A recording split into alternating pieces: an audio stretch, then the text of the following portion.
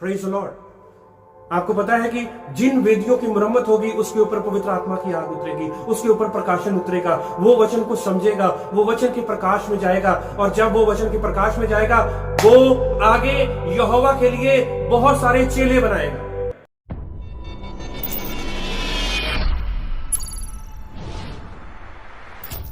Shalom everyone, प्रभु यीशु मसीह के नाम में आप सबको जय मसीह की। Praise the Lord. आपका भाई अमित मलिक एक बार फिर से आपके लिए प्रभु यीशु मसीह के वचन को लेकर के आया है, और मैं विश्वास करता हूं कि जब आप प्रभु यीशु मसीह के वचनों को सुनेंगे आप आशीष और बरकतों को आप पाएंगे।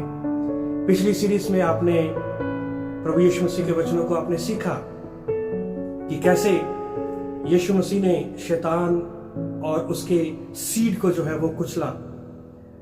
और पिछली सीरीज में हमने, चौथी सीरीज में हमने देखा था कि कई लोगों का कहना है, थ्योरी है, जो कहा जाता है कि जो केन जो था वो दुष्ट की संतान था। कहने का मतलब वो फिजिकल, वो शैतान का वो सीड कहलाया गया। नहीं, ऐसा नहीं, क्योंकि हमने ये देखा था कि यहोवा ने कैन को कहा कि यदि तू भला करे तो तेरी भेंट जो है वो क्या स्वीकार ना की जाएगी, कि यदि तू भला ना करे तो पाप तुम्हारे द्वार पर खड़ा है, और यदि तू चाहे तो इसके ऊपर तू प्रबल हो सकता है। इसका मतलब उसको स्वयं इच्छा थी, और यहोवा ने उसको चेतावनी दी थी कि तू इसके ऊपर प्रबल हो सकता है। और हमने ये भी देखा था कि पहला यूहन्ना उसका 3 अध्याय में कि जो पाप करते हैं, जो गुनाह करते हैं, हमेशा गुनाह पे गुनाह, पाप पे पाप करे जाते हैं, वो शैतान की संतान गिने जाते हैं। क्योंकि जो पाप ही करने के लिए पैदा हुए या पाप ही करी जाते हैं, उनके कामों से और उनके कामों से, उनके कार्यों से ये पता लगता है कि ये दुष्ट की संतान है। आइए हम इसके थोड़ा सा और आगे हम चलेंगे। सिंपली तौर पर मैं आपको बता रहा हूं, कोई गहराई की नहीं है, बल्कि सिंपली ताकि कलीसिया को समझ लग जाए और हम सब लोगों को प्रभु यीशु मसीह के बारे में, उसके वचनों के बारे में, उसके पैराबल्स के बारे में हमें समझ लगे कि यीशु मसीह का वचन क्या है। तो हमने पिछली सीरीज में हमने देखा कि कैसे दाऊद ने जो फतेह पाई गोलियत के ऊपर और 4 दैंतों के ऊपर, और कैसे यीशु मसीह ने हमें जीत दिलाई और शैतान के ऊपर फतेह पाई। और जब यीशु मसीह कब्र में से बाहर निकले और कलीसिया भी उसके साथ थी, और जब यीशु मसीह ने शैतान के सीड को कुचला और हम उसके साथ थे क्योंकि हम उसकी कलीसिया हैं। हमने ये देखा था कि यीशु मसीह कैसरिया फिलिप्पी में पहाड़ के ऊपर वो चेलों को ये कह रहे हैं, पतरस को ये कह रहे हैं कि अधलोक के फाटक भी कलीसिया के ऊपर प्रबल नहीं होंगे, कि यही कलीसिया है जो शैतान के सिर को जो है वो कुचलेगी। जहां जहां पर भी उसका सीड होगा, जहां जहां पर भी उसका सीड फैला होगा, वहां पर सारा कुछ खत्म होता नजर आएगा आपको पता है कि जब यीशु मसीह आपको यूज करते हैं, जब आप मीटिंग्स में जाते हैं, लोगों के ऊपर प्रार्थना करते हैं, जब आप यीशु मसीह के वचन के बारे में बताते हैं, जब वहां पर शैतान की सारी असर खत्म हो जाती है, जब शैतान की सारी वहां पर सारा प्रभाव खत्म हो जाता है, इसका मतलब आपने वहां पर जीत पाई है यीशु मसीह के साथ मिलकर। यीशु मसीह ने आपको जीत दी है, क्योंकि आप जयवंत हैं और जयवंत रहेंगे यदि हम प्रभु यीशु मसीह के वचनों में हम बने रहेंगे। तो प्रभु यीशु मसीह ने एक बहुत अच्छी एक पैराबल जो है वो लोगों को दिया। उसमें मत्ती और उसका 13 अध्याय में इस पैराबल के बारे में है कि एक जो दृष्टांत दिया गया कि स्वर्ग का राज्य उस मनुष्य जैसा है जिसने अपने खेत में अच्छा बीज बोया। ये 24 वचन में है, 13 अध्याय उसका 24 वचन में, एक मनुष्य जिसने अपने खेत में अच्छा बीज बोया। इसका मतलब बीज जो है वो अच्छा होता है, और कई बार जो अच्छा बीज है वो बुरे बीज के साथ मिल जाता है। आपको पता है इजराइल में बहुत सारे राजा हुए, इजराइल में बहुत सारे लोग हुए, यहां तक कि यहूदी लोग। उन्होंने क्या किया, उन्होंने कॉम्प्रोमाइज किया, बहुत सारी बातों में कॉम्प्रोमाइज किया, और उस कॉम्प्रोमाइज का, उस समझौते का उनको मुआवजा भी भरना पड़ा। जब उन्होंने ये कॉम्प्रोमाइज किया तो उनको जब मुआवजा भरना पड़ा और यहोवा की नजर या यहोवा का हाथ वो उन राजाओं से उठ गया, या यहोवा को उनके ऊपर क्रोध आया, यहोवा का जो प्रकोप जो था, वो क्रोध जो था अपने लोगों के ऊपर वो भड़का। क्यों? क्योंकि उन्होंने समझौता किया। क्योंकि हमारा यहोवा कभी भी नहीं चाहता कि हम ऐसी बातों में समझौता करें जिससे उसकी सेवकाई और उसके लोग जो है वो नाश हों। बहुत सारी बातें जो है हमें अच्छी तो लगती हैं, बहुत सारी बातें जो है हमें अच्छी तो लगती हैं, शायद ये फ्यूचर में हमारे लिए अच्छे होंगे, ये लोग हमारे लिए अच्छे होंगे, ये ऐसा होगा ऐसा होगा, नहीं। पर वो लोग जो है या वो जो आपने योजना बनाई है, शायद वो योजना आपके लिए सही नहीं है या यहोवा के मुताबिक नहीं है, क्योंकि आप उस योजना में या उस शैतान के जो जाल में आप फंसने के लिए जा रहे हैं। पर प्रेज द लॉर्ड, प्रभु यीशु मसीह का हम धन्यवाद करते हैं, जो उसमें बने रहते हैं वो अपने लोगों को शैतान के जाल से, उस सीड से वो छुड़ाता है समय आने पर। यहां पर एक मनुष्य है जिसने अपने खेत में अच्छा बीज बोया, पर एक बात क्या हुई, एक दिन चोर आया, उसने गेहूं में वो एक जंगली बूटी बेच गया, जंगली बीज जो है वो बीज के चला गया। वो दुश्मन था, शायद उसको उस किसान की फसल जो है वो अच्छी नहीं लग रही होगी, या उसको खुश देखकर वो अच्छा नहीं महसूस कर रहा होगा। ऐसे ही होता है, जब आप खुश होते हैं, जब आप आशीष और बरकत पाए हुए होते हैं, शैतान आपको देखकर खुश नहीं होता, शैतान आपको देखकर वो जेलसी करता है। यही जेलसी जो है वो केन के जीवन में भी आई अपने हाबिल भाई के प्रति, क्योंकि उसकी जो भेंट जो थी वो एक्सेप्टेबल की गई और केन की जो भेंट जो थी वो एक्सेप्टेबल नहीं की गई।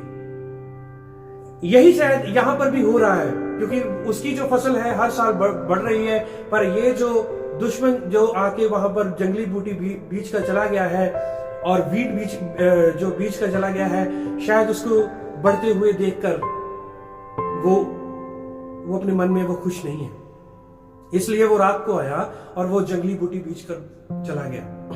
और जब मालिक को पता लगा कि वहां पर वो जंगली बूटी बीज दी गई है और उसको पता लगा, तो उसने कहा कि इसको बढ़ने दो, इसको बढ़ने दो। जब वो बढ़ेगी और जब वो बड़े होंगे और जो जंगली बूटी होगी, जब उसके ऊपर कोई फल ही नहीं होगा तो उसको उखाड़ दिया जाएगा, और जिसके ऊपर फल होगा वो उसको ले लिया जाएगा। ऐसा ही होता है कि जब फसल आप देखे होंगे कि जब फसल उगती है तो उसमें बहुत सारी ऐसी जंगली बूटी होती है, बहुत सारी ऐसी बूटी होती है कि जिसके ऊपर कोई भी फल नहीं होता। उसको क्या किया जाता है, उसको इकट्ठा करके जलाने के लिए काम आता है।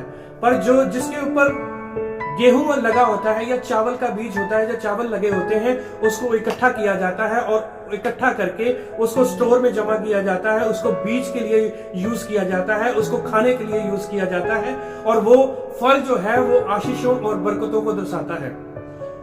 और वहां पर जो है वो अच्छा बीज बोया गया, पर वहां पर जो बुरा बीज भी था। इसका मतलब अच्छा बीज भी है और बुरा बीज भी है। इसी वजह से अच्छा बीज वो, जब हम पुराने नियम में देखते हैं कि अच्छा बीज था, अच्छी जो जनरेशन चल रही थी, धर्मी जो जनरेशन चल रही थी, पर परमेश्वर के दूतों ने और मनुष्यों की स्त्रियों के साथ गलत काम किया और फिर दैत्य उत्पन्न हुए, क्योंकि वहां पर पाप हुआ। इस पृथ्वी पर भी वो पाप हुआ, और जब इस पृथ्वी पर पाप हुआ तो वो दैत्य उत्पन्न हुए, क्योंकि पाप की मजदूरी जो है वो मृत्यु है। क्योंकि बहुत सारे जो दैत्य जब वो उत्पन्न हुए, जब जिनको गोलियत दाऊद ने जिनको मारा, उन दैत्यों ने इजरायली लोगों को ललकारना शुरू कर दिया, बहुत सारे लोगों को मारा उसने।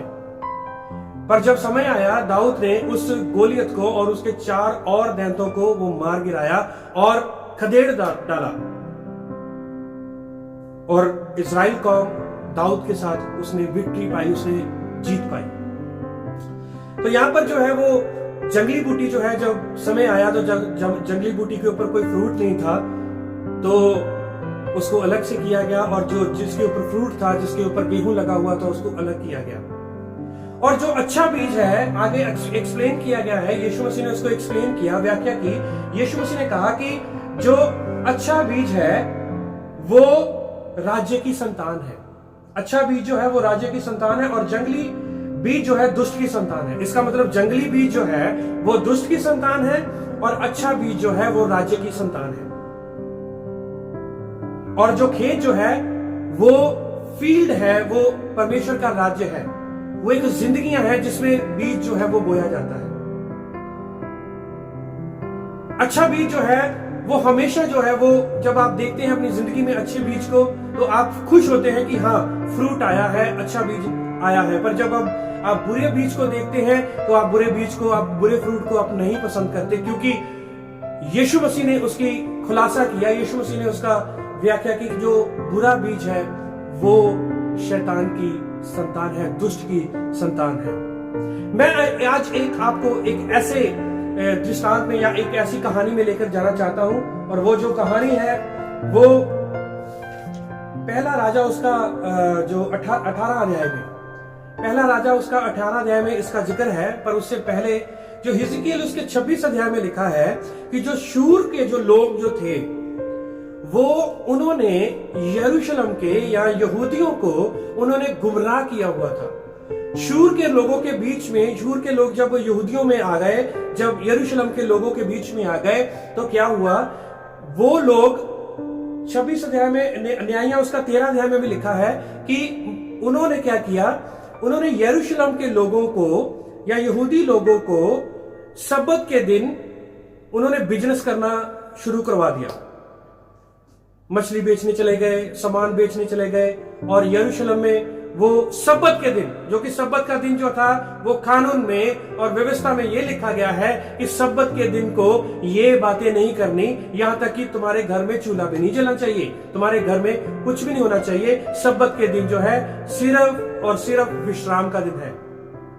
पर उसी शूर, मैं क्यों आपको उसकी बैकग्राउंड बताना चाहता हूं कि जो अहाब जो राजा जो था, पहला राजा उसका 18 अध्याय में, अहाब राजा ने शूर देश का जो एक राजा था उसका नाम था एतबाल की बेटी को, इज़ेबेल को वो ब्याह करके वो लेके आया, क्योंकि एक पॉलिटिकल एक कॉम्प्रोमाइज था, इनका पॉलिटिकल कॉम्प्रोमाइज था। मैंने आपको बोला कि कई बार जो है वो जो अच्छा जो बीज होता है वो बुरे बीज में जाकर मिल जाता है, और वो गलतियां करनी शुरू कर देता है, वो गुनाह, वो पाप करनी शुरू कर देता है जो कि यहोवा के व्यवस्था के बिल्कुल खिलाफ है। तो ऐसा ही यहां पर भी हुआ, क्योंकि अहाब जो राजा था वो एतबाल की बेटी को, शूर के राजा की बेटी को वो ब्याह करके लेकर आया, वो शादी करके लेकर आया, जो कि इज़ेबेल जो थी, और इज़ेबेल जो थी वो नबियों के बहुत खिलाफ थी, यहूदियों के बहुत खिलाफ थी, और यहोवा के नबियों के खिलाफ थी, और सारे यहोवा के नबियों को उसने सबको कत्ल करवा दिया था, और सिर्फ एक ही व्यक्ति बच गया था, वो था एलिया ही बच गया था। और एलिया जो था वो अपने आप को वो छुपा रहा था, वो बहुत पहाड़ों के बीच में रहता था। और ऐसा हुआ कि एक बार एलिया ने अहाब राजा को कहा कि तू जो है वो ट्रबल मेकर है, तू जो है वो तूने जिंदे यहोवा को छोड़ करके, तू इज़राइल के ऊपर राजा नियुक्त किया गया, पर तू जिंदे यहोवा को छोड़ करके तुमने ये क्या किया कि तुमने अपनी वाइफ के साथ मिल करके तुमने सारे नबियों को कत्ल करवा दिया। यहोवा तुमसे बहुत खफा है, यहोवा तुमसे बहुत ही जो है वो खफा है तुम्हारे से। तो अहाब जो था वो समझा नहीं इस बात को, या अहाब जो था वो अपने में ही लगा रहा, क्योंकि वो जो भी इज़ेबेल कहती थी वो सारा कुछ वो अहाब जो था वो करे जा रहा था। तो एलिया ने कहा कि करमल पर्वत के ऊपर तू बाल और उसके पुजारियों को सबको वहां पर बुला, और वहां पर पता लगेगा कि कौन सा परमेश्वर वो जिंदा परमेश्वर है, जिंदा यहोवा है, जिंदा जो परमेश्वर है वही परमेश्वर है जो आग के साथ उत्तर देगा। मैं आपको बताना चाहता हूं कि जो अशूर की जो ये बेटी थी, ठीक है, एतबाल की जो ये बेटी थी, ये उसके जो सीड के बारे में हम स्टडी करें या उसके बीज के बारे में स्टडी करें, उसके जो बैकग्राउंड के बारे में स्टडी करें, तो ये जो इज़राइल का जो राजा था इसको ब्याह करके लेकर आया था, it was against the Lord, वो अगेंस्ट था, वो यहोवा के बिल्कुल टोटली विरोधता में था। पर जब ये औरत जो थी जब इस देश में आई, इसने पूरे नबियों को, यहोवा के सारे नबियों को मरवा दिया। पर एलिय्याह ने अहाब को कहा कि तूने ट्रबल दिया है, तुमने यहोवा को ट्रबल दिया है। पर अहाब जो था उसको बोल रहा था कि तूने ट्रबल किया है। पर उसने कहा कि ऐसा करते हैं कि कर्मल पर्वत के ऊपर हम बुलाते हैं, मैं भी वहां पर आता हूं और वहां पर जो बाल और उसके जो जितने भी पुजारी हैं, जितने भी उसके फॉलोवर्स हैं, वो कर्मल पर्वत के ऊपर आए। और पता है क्या हुआ? सारे वो वहां पर कर्मल पर्वत के ऊपर गए और वहां पर कहा गया कि वो अपनी वेदी बनाएंगे। और वैसे ही उन्होंने, बाल और उसके पुजारियों ने अपनी वेदी बनाई। और एलिय्याह ने कहा था वही यहोवा होगा जो आग के साथ उत्तर देगा, वही यहोवा होगा, वही जिंदा परमेश्वर होगा जो आग के साथ उत्तर देगा। यदि आपका बाल जो है वो आग के साथ उत्तर देगा तो आपका बाल जो है वो परमेश्वर होगा। यदि मेरा परमेश्वर आग के साथ उत्तर देगा तो मेरा यहोवा जो है वो परमेश्वर ठहरेगा। उन्होंने कहा ठीक है। उन्होंने वेदी बनाई और जैसे ही उन्होंने वेदी बना के और उन्होंने नाचते रहे और पुकारते रहे, बाल को पुकारते रहे, बाल नहीं आया। एलिय्याह जो था वो उनको टॉन्ट करने लगा।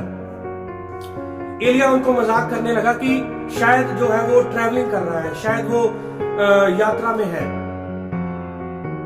और उसको पुकारो, शायद वो सो रहा है और उसको पुकारो।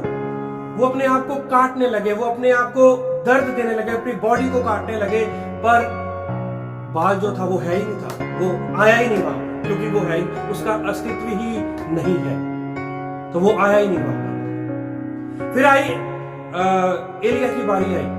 एलिय्याह ने, यहोवा के वचन में लिखा है 18 अध्याय उसका 18 वचन में 38 वचन में लिखा है कि उसने टूटी हुई वेदी की मरम्मत करी। इसका मतलब उस कर्मल पर्वत के ऊपर सैक्रिफाइस किया जाता था, बलिदान किया जाता। वहां पर यहोवा के नबी जो थे, यहोवा के जो याजक जो थे, वहां पर वो बलियां चढ़ाते थे। वहां पर बलियों का सिलसिला चलता था, वहां पर सच्ची आराधना होती थी, ट्रू वर्शिप होती थी।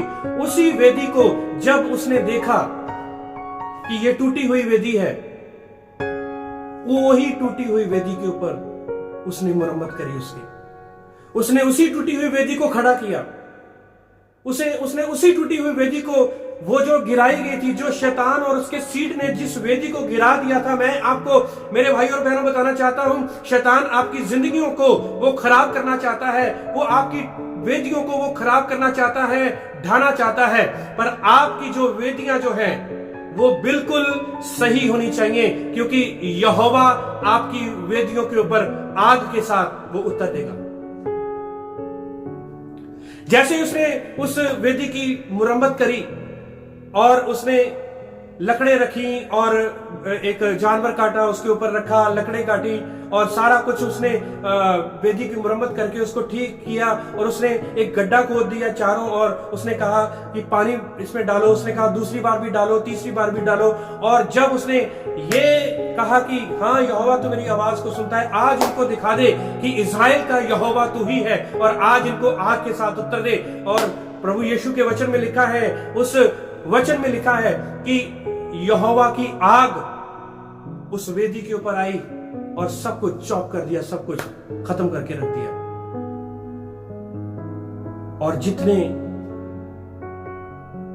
बाल के पुजारी थे, सबको, जितने भी थे, सबको काट डाला गया, सबको जो है वो मार डाला गया। शैतान और उसके सीड की वहां पर हार हुई, वहां पर भी हार हुई शैतान और उसके सीड की। आपको पता है जो शैतान और उसका सीड जो है वो धर्मी जो लाइन को वो खत्म करना चाहता था, जहां से यीशु मसीह उद्धारकर्ता ने जन्म लेना था, उस लाइन को वो खत्म करना चाहता था। पर यहोवा समय समय पर अपने लोगों को वो खड़ा करता गया ताकि वो शैतान और उसके सीड को वो खत्म करते रहे। आज मुझे और आपको भी यीशु मसीह ने चुना है, आज मुझे और आपको भी प्रभु यीशु मसीह ने चुना है ताकि हम शैतान के गढ़ों को हम ढाएं, क्योंकि शैतान के गढ़ बहुत जगह पर हैं। शैतान के गढ़ जो है बहुत जगह पर बनाए गए हैं, वहां पर जहां पर जो टूटी हुई वेदियां हैं, बहुत सारी जिंदगियां हैं जिनकी मुरम्मत करने वाली है, उनके ऊपर बाल कटारों ने अपने जो है घोंसले बना रखे हैं। वो घोंसले, जिन वेदियों के ऊपर वो घोंसले बनाए हैं, वहां पर कभी आराधना होती थी, वहां पर कभी यहोवा की प्रस्तिश होती थी। उन्हीं बाल कटारों ने जो उन वेदियों को बिल्कुल खत्म करके रख दिया। तो आज मेरी और आपकी ये ड्यूटी है कि आइए हम चलें और उन वेदियों की हम मरम्मत करें। और जब हम उन वेदियों की मरम्मत करेंगे, जब हम उन लोगों को अपनी कलीसिया के साथ जोड़ेंगे, उन लोगों को हम लेकर के आएंगे, आपको पता है शैतान और उसका सीड जो है वो हमारे पांव के नीचे एक बार फिर से कुचला जाएगा, क्योंकि उसका सीड जो है, उसका जो अंश जो है अभी तक भी हमारे द्वारा कुचला जाना चाहिए। क्योंकि पौलुस ने रोम की कलीसिया को कहा, शांति का परमेश्वर यहोवा जो है परमेश्वर, वो बहुत जल्द शैतान को तुम्हारे पांव के नीचे कुचलवा देगा, कलीसिया के पांव के नीचे कुचलवा देगा। इसलिए कलीसिया तैयार हो जाए, कलीसिया अपने आप को तैयार करे प्रभु यीशु के वचन के द्वारा। क्योंकि जब आप वचन किसी की जिंदगी में बोलेंगे मेरे भाई और बहनों, वचन जो है वो कार्य करेगा। जब आप वचन बोलेंगे, वचन जो है वो लोगों तक जाएगा, वचन जो है वो बंधनों को तोड़ेगा, वचन जो है वो आपकी जिंदगी में आएगा, वचन आपकी जिंदगी से निकलेगा। क्योंकि परमेश्वर ने कहा, यीशु मसीह ने कहा, इंसान केवल रोटी से नहीं बल्कि यहोवा के हर एक वचन से जिंदा रहता है, जो उसके मुंह से निकलता है। वही वचन आपकी जिंदगी में कार्य करेगा। वही वचन के द्वारा आपकी जो वेदी जो है उसकी मुरम्मत होनी चाहिए। और जब आपकी वेदी की मुरम्मत होगी और उस वेदी के ऊपर आग उतरेगी। Praise the Lord. आपको पता है कि जिन वेदियों की मुरम्मत होगी उसके ऊपर पवित्र आत्मा की आग उतरेगी, उसके ऊपर प्रकाशन उतरेगा। वो वचन को समझेगा, वो वचन के प्रकाश में जाएगा। और जब वो वचन के प्रकाश में जाएगा, वो आगे यहोवा के लिए बहुत सारे चेले बनाएगा। यही मैं आपको बताना चाहता था आज के इस वचन के द्वारा, कि बीज जो अच्छा बीज और बुरा बीज, और बुरा बीज जो वो थे, वो शूर देश के जो लोग जिन्होंने यहूदियों को बिजनेस, सब्बत के दिन भी बिजनेस करना सिखा दिया, कि सब्बत के दिन भी तुम व्यापार करो, उनको बिजनेस करना सिखा दिया। उन्होंने यहोवा की जो आज्ञा जो थी उससे बेमुख हो गए। सब्बत के दिन जो थे वो यहोवा की आज्ञा थी विश्राम, पर वो शूर के लोगों के साथ मिल करके, यानी कि एतबाल के लोगों के साथ मिल करके वो यहोवा की आज्ञा से वो फिर गए। लेवी व्यवस्था, न्यायियां उसका 13 अध्याय उसका 26 वचन, 16 वचन में इसके बारे में लिखा है कि वो सब्बत के दिन में वो बिजनेस करने लग गए। आइए हम यहोवा की वेदियों को हम बनाएं। किसके साथ बनाएंगे? वचनों के साथ। आपको पता है कितने पत्थर रखे थे एलिया ने? 12 पत्थर रखे थे। 12 पत्थर रखे थे according to the tribe of Jacob, यकूब के गोत्र के अनुसार। उसके यकूब के 12 बेटे थे और उसके गोत्र के अनुसार जो थे वो 12 पत्थर वहां पर रखे। पत्थरों की कोई वैल्यू नहीं होती, पत्थरों की कोई वैल्यू नहीं, उसने पत्थरों को उनको चुनकर वहां पर रखा। पर आप और मैं भी एक समय में हम पत्थर थे, और जिन पत्थरों को नकारा गया, जिन पत्थरों को रिजेक्ट किया गया, वही आज यहोवा की खिदमत कर रहे हैं, सेवकाई कर रहे हैं। जिस पत्थर को राजमिस्त्रियों ने रद्द किया, वही कोने का पत्थर हो गया। वो कोने का पत्थर कौन था? प्रभु यीशु मसीह। मैं और आप, हम रिजेक्ट किए गए थे। मैं और आप, हम नकारे गए थे। पर सही समय पर और सही दिशा में यीशु मसीह ने हमें लीड किया और हमें चुन लिया। और आज हम प्रभु यीशु मसीह का धन्यवाद करते हैं कि प्रभु यीशु मसीह ने हमें अपनी सेवकाई में रखा है, शैतान और उसके सीड को कुचलने के लिए, उसकी जो असर जो है उसके कुचलने के लिए। आइए हम प्रार्थना करें। प्रभु यीशु, हम आपका धन्यवाद करते हैं, एक बार फिर से आपका धन्यवाद करते हैं प्रभु। और जो जहां जहां पर डार्कनेस है, जहां जहां पर अंधेरा है, जहां पर बाल कटारों ने घोंसले बना रखे हैं वेदियों के ऊपर, हमें हिम्मत और तौफीक दे, हम उन घोंसलों को हम हटा करके वेदियों की हम मरम्मत करें और शैतान और उसके सीड को हम खत्म कर दें पूरी तरह से। प्रभु यीशु, आप हमें अपनी महिमा के लिए इस्तेमाल करें और सारी महिमा आपको देते। जितनों ने भी ये वचन को सुना है, आप आशीष और बरकत दीजिए। यीशु मसीह के नाम से मांगते हैं, आमीन। सबको जय मसीह की, प्रेज द लॉर्ड। और मैं विश्वास करता हूं आपको वचन के द्वारा आशीष मिली है और अगले एपिसोड में मैं फिर से आपको मिलूंगा। तब तक के लिए shalom shalom, praise the Lord.